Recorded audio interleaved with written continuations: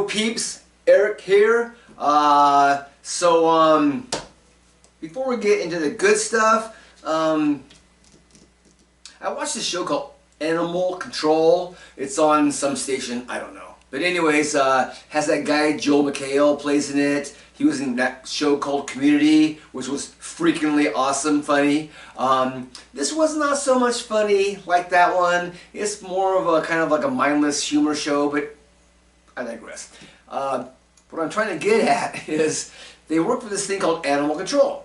They drive around in these trucks that say Animal Control. They're kind of like a, I guess, a glorified or a hybrid dog catcher thing. You know, back in the day, back in my day anyways, the only time I ever saw something with a dog catcher thing was like in a cartoon.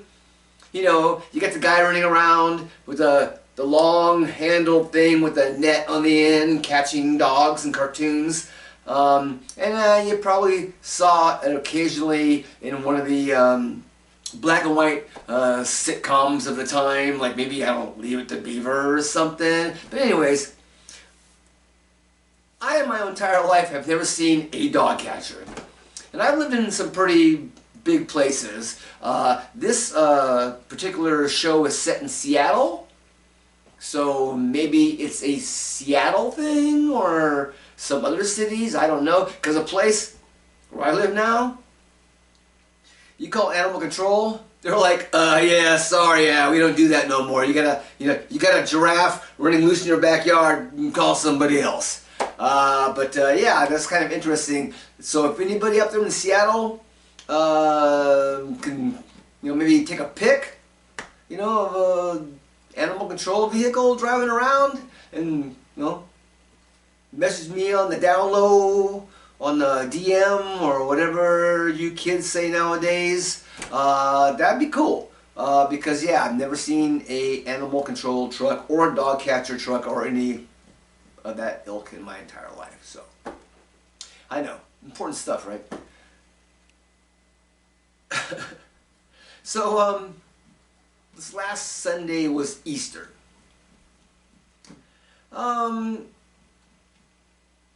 Back in the day, when I was a kid, we celebrated Easter. I had my parents bought me the Easter suit. My mom would go and make my sister's Easter dresses, full-on bonnets and everything, Easter bonnet. Yeah, I mean, it was basically what, you color the eggs, you get a basket full of jelly beans and chocolate bunnies and peeps and whatever, and then occasionally you go to an Easter egg hunt, and depending on the Easter egg hunt, they were either lame or they could be totally cool. My ex-brother-in-law's dad used to do this Easter egg hunt every year for the kids, and he would like get those plastic eggs, the ones you pop in half, and he would like put dollar bills in them sometimes. So you once in a while you get an Easter egg with a dollar bill, and that was pretty cool. And that was, God, that was a long time ago. But yeah, I mean, that was it. Nowadays, they're giving out presents. It's like, I remember a few years ago when it was Easter and my ex made me go out and buy the kids these Easter baskets, but they weren't just like candies and stuff. Now all of a sudden it was like, oh, the girls' one had like some cheesy crappy ass plastic doll in it, and the boys' one had some cheesy ass crappy plastic car in it, and that was, oh my God, now all of a sudden we're giving like things that aren't candy and eggs? Okay? And now, from what I understand, and I heard some people talking just the other day saying that, oh, the Easter presents I got this year are really, I'm like, Easter presents? Like, are they wrapped up like, bows and stuff, and you get like, how does that work? I mean, and it was plural. It wasn't like, oh, just one. It was like, you got more than one. So I'm like thinking, is this what Easter has become all of a sudden? It's like, oh, now we're giving, now it's become springtime Christmas. Springtime for Christmas on Easter's Day. If anybody's old enough to remember that song, you get points. But anyways, so I'm starting to think, well, okay, well, giving out presents. So where's that gonna go? Now, I mean, instead of like, you know, you got the Christmas tree and you put the presents under the Christmas tree. Now what you're gonna do is you're gonna buy this big like fake wicker basket thing, and it's like, you know, I don't know, like, you know, that wide, I don't know, somewhere, and it's like, you know, maybe that deep, and it's filled with the crappy plastic fake grass, you know, and you throw your presents in there, and then you come out in the morning and, oh hey, let's open our Easter presents. And of course the packages are all wrapped up in pastel colored wrapping paper with, you know, peeps or bunnies or eggs or, you know, maybe even Jesus.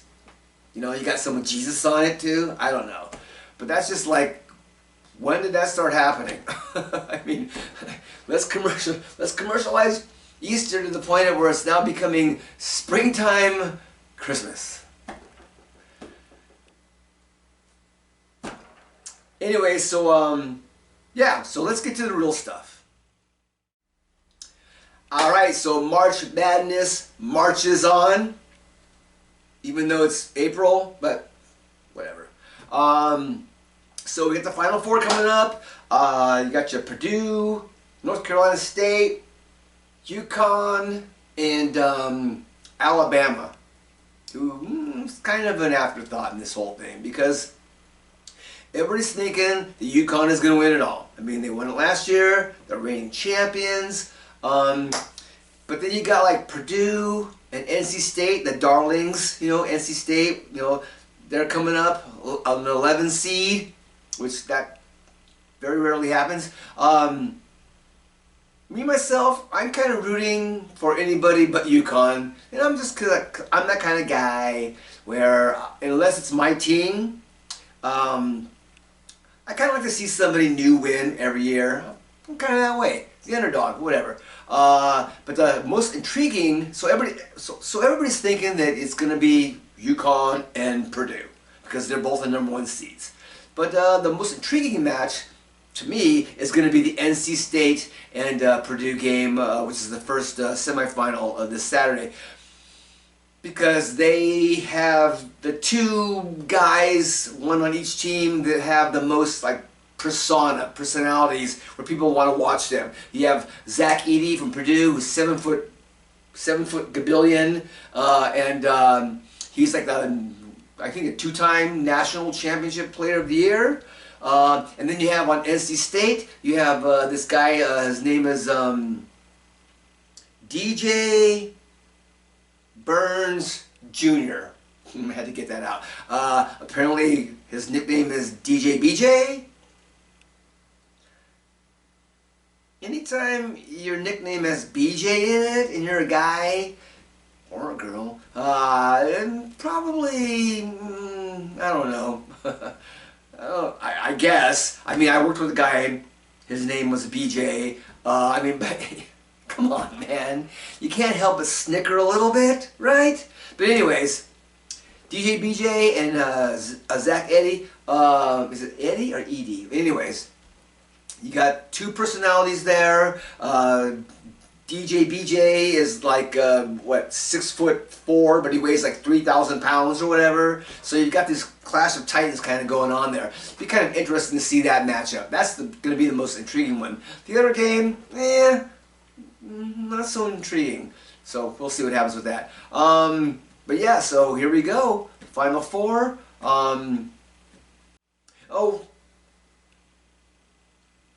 Okay, I guess I gotta, as an afterthought, the women's Final Four is also this week, and I don't care. I mean, the only time I ever root for, the only time I ever watch women's basketball is if Stanford's playing. One time. And they're out. So, this kind of really doesn't, it might have intrigued me a little bit, but it's not like I care about it too much. I'll probably just watch the highlights or something like that. I'm not going to watch a full freaking game of women's basketball. Sorry, just not. But apparently this last, last show, between the last game, between LSU and Iowa, which was a rematch of last year's final, drew like 12 million viewers. 12 million viewers. I mean, that's more than like, what was it, like last year's World Series and all but one game of the NBA Finals and blah, blah, blah, blah, blah, blah, blah. A lot of stuff. And there are some people saying that, well, they're wondering, well, is it just because, why that many viewers? Is women's basketball all of a sudden becoming a thing?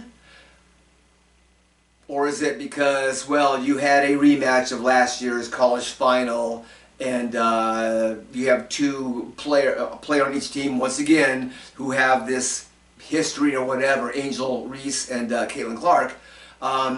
So maybe that's why people tuned in. I'm kind of thinking the latter is more true. I don't think every women's NCAA basketball game is going to get 12 million viewers. It was probably because it was a matchup, a rematch of last year's final, and you have the two probably most known females in women's college basketball in the country. So there's that. So, but is that going to happen again? No, probably not. Probably not. They say the NCAA viewing numbers are up. Well, duh, because it's a spectacle. And is that going to translate to the WNBA? Because I might watch that championship game if Iowa is in it. There's no way I'm watching WNBA games. Sorry. I know there's a lot of people that are trying to pump up the WNBA and saying that, oh, well, when Caitlin Clark and Angel Reese move on, it'll increase the viewership. But yeah, I'm not so much in that same boat. I think it's only because it happens to be college basketball and then the rivalry and everything. So there are some saying that Caitlin Clark and Angel Reese are going to increase viewership once they go to the WNBA. Maybe for a while, but I'm sorry. Anybody who watches WNBA and tries to sell it and says, "Oh, it's an exciting game," yes, no, it's not. It's not more exciting than watching a men's game. Okay, sorry, it just isn't. I mean, I understand that there are people, the females, the women, the little girls who go out there to watch the games and want to aspire to that. Frickin' fine. That's frickin' fine. Yeah, I mean, those who... and what guy would go and buy season tickets to a WNBA team? Because they're cheap? Because they can't get into the men's games? Or maybe because they just like watching girls running around in shorts? Just saying. Just saying. There's nothing wrong with that. I'm just saying. Okay? But yeah, I don't really think that Caitlin Clark got an offer from this thing called the Big Three that's run by Ice Cube. It's basically a 3-on-3 league for $5 million. The WNBA ain't gonna pay her $5 million. But you know, she might just go there because, well, she wants to build up the WNBA. But I think Caitlin, I mean, you could take the money and run. You can bring a whole section of people. Now, all of a sudden, these 3-on-3 leagues start becoming a big thing. Just saying, you could be at the forefront.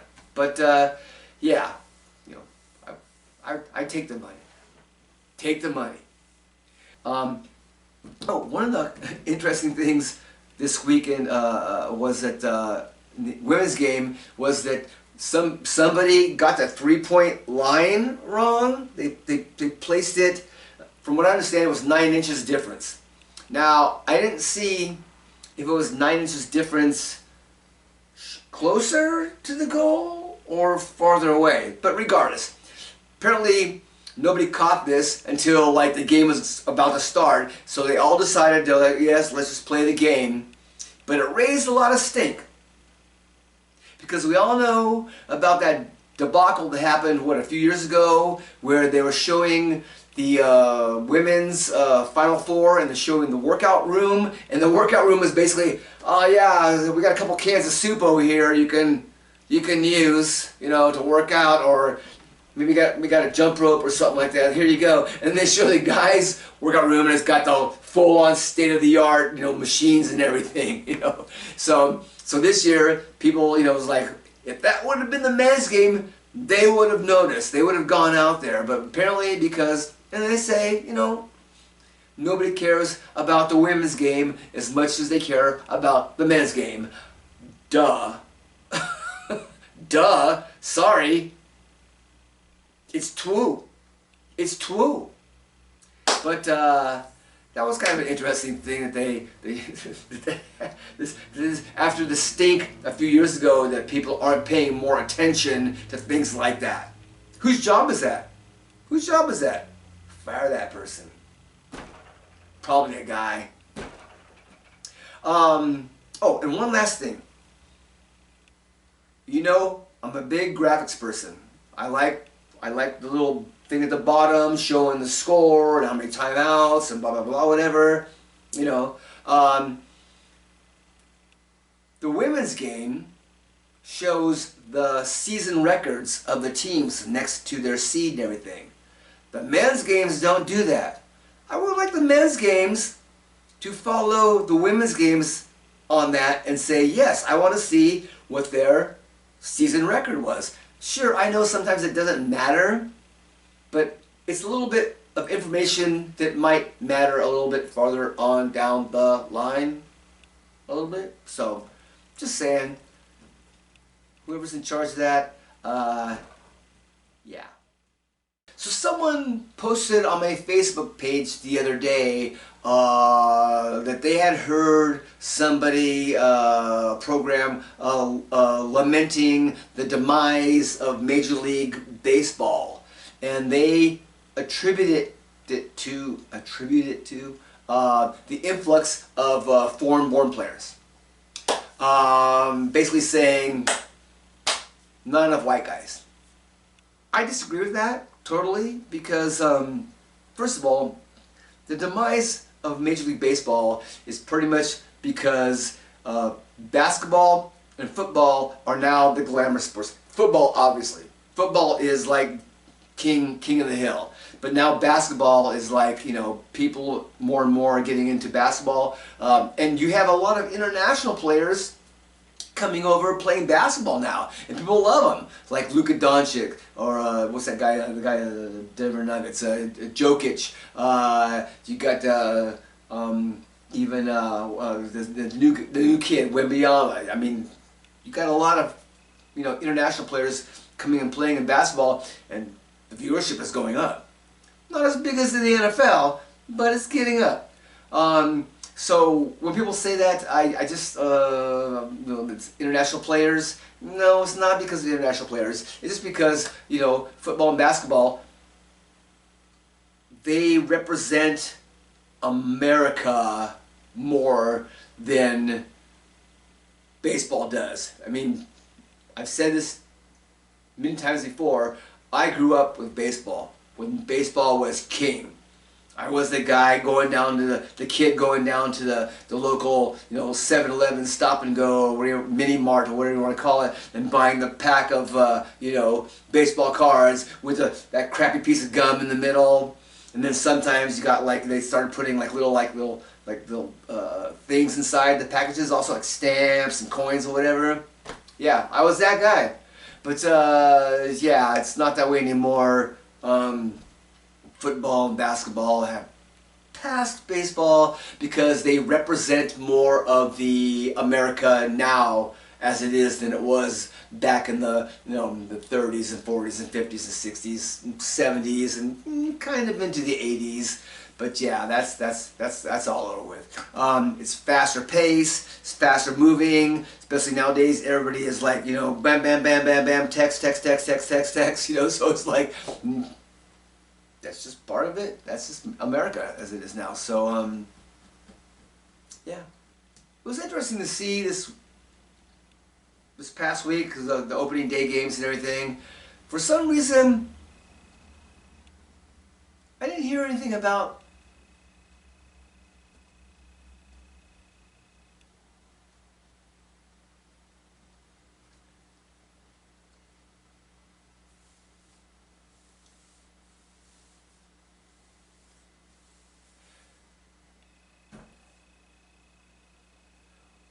one of the interesting things this past week when I was watching the games was that I haven't heard anything about the uniforms.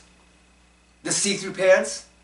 Did anybody hear about the pants? They were showing them. They were showing the pants were see-through, and people were complaining. But I watched the games, and I didn't see any see-through pants. So did they change? Did they say, hey, we can't have the see-through pants anymore, so let's go out and get the old pants back again? Because I didn't hear anything about it, and I haven't seen any see-through pants on the games that I watched. The only thing that I heard was somebody on some show talking about the lamenting the uniforms are now, everything is iron on everything, and you can't see the nameplate on the back of the, I guess the nameplate is meaning the name on the back, and I'm like, well, because it's too small or something, because they can't see that? I don't understand why that. I thought that was kind of stupid, because the New York Yankees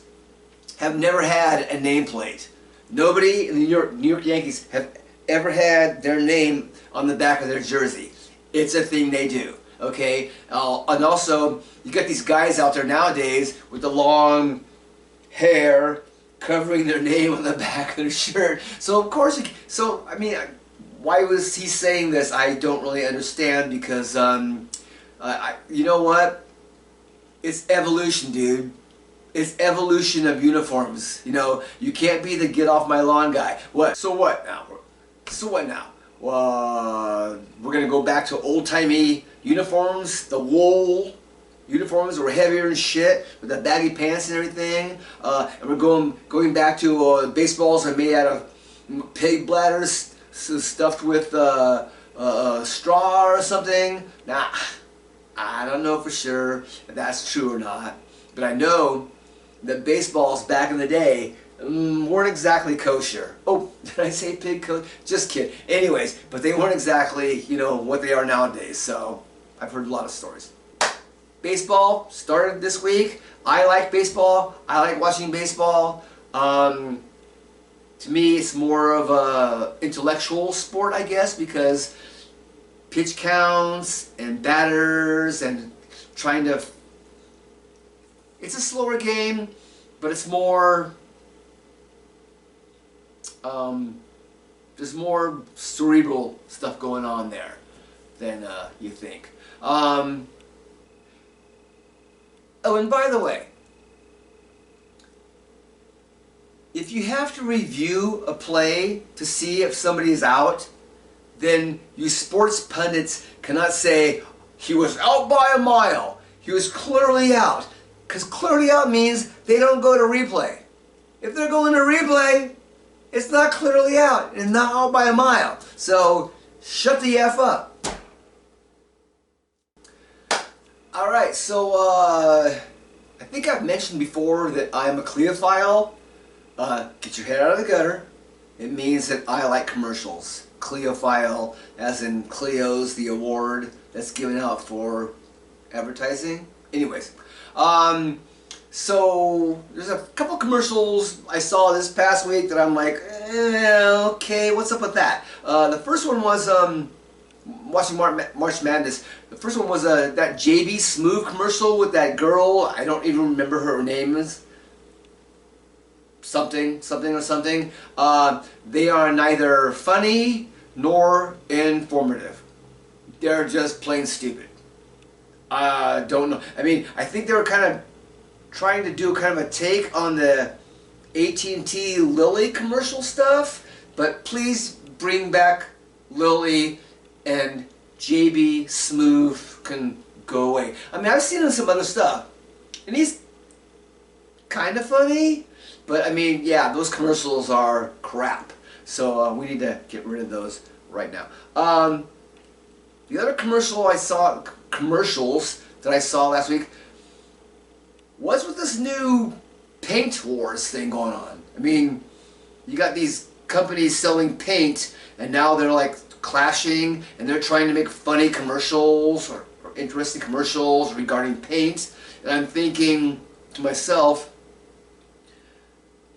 who watches a paint commercial and is like, you know what? I wasn't going to buy that brand of paint. But now that I saw that commercial and it made me laugh, I'm going to go out and buy that brand of paint because I have to paint my house now. I wasn't going to paint my house before, or my wall, or my whatever, my kitchen, whatever. But I'm going to do that now because I just saw that commercial. Oh, wait a second. You got the choir singing? Oh, well, now there's a new commercial with the choir singing. Well, okay. So you have, oh, and they have a time machine guys over here, a time machine paint commercial, and the choir commercial, and the. So it's like the choice between the time machine and the choir. Oh, speaking of Easter, I totally forgot. My girl brought me an Easter basket, and in it was a thing of M&M minis. And I'm like, okay, what is the point of M&M minis? Why are M&M minis better than regular M&Ms? Because I mean they were good and everything, but I mean you had to pour like 1,000 of them in your hand, to get that, where. So I mean, who created and said, you know what's a good idea? Let's take M&Ms and make them smaller.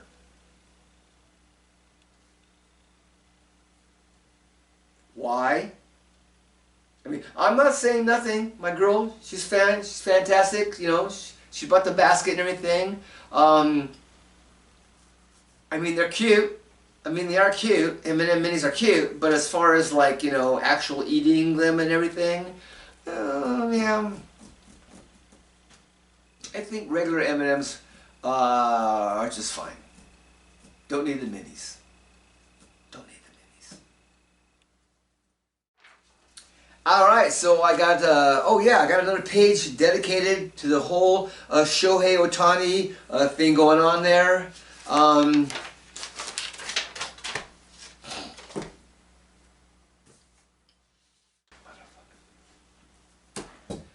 Alright, so the UFL started this week, the United Football League. As we've talked about it before, the merger of the USFL and XFL. I didn't watch any of it. I had forgot that it was even on because there was like, March Madness basketball going on and regular basketball, NBA, baseball, whole lot of other stuff. Apparently the big story was this guy who kicked a 64-yard field goal twice to win the game. Apparently he kicked one and then the coach in the opposite team had iced him, so he had to do it again. And I guess from what I'm hearing is that it was the first field goal that he had attempted since high school. That he didn't kick field goals in college for like 5 years or whatever. And so it was like the first one. Which is kind of cool. I mean, the story is that he's going to probably be signed by an NFL team because, 64 yards is 64 yards on any field. But that was a big story. I guess I'll try to watch some more of it later on maybe, but yeah, I forgot it was on. Maybe after the March Madness thing ends, it'll be more accessible, I guess. All right, so that's the show for today. Once again, Jim Plunkett, Hall of Fame, and peace out.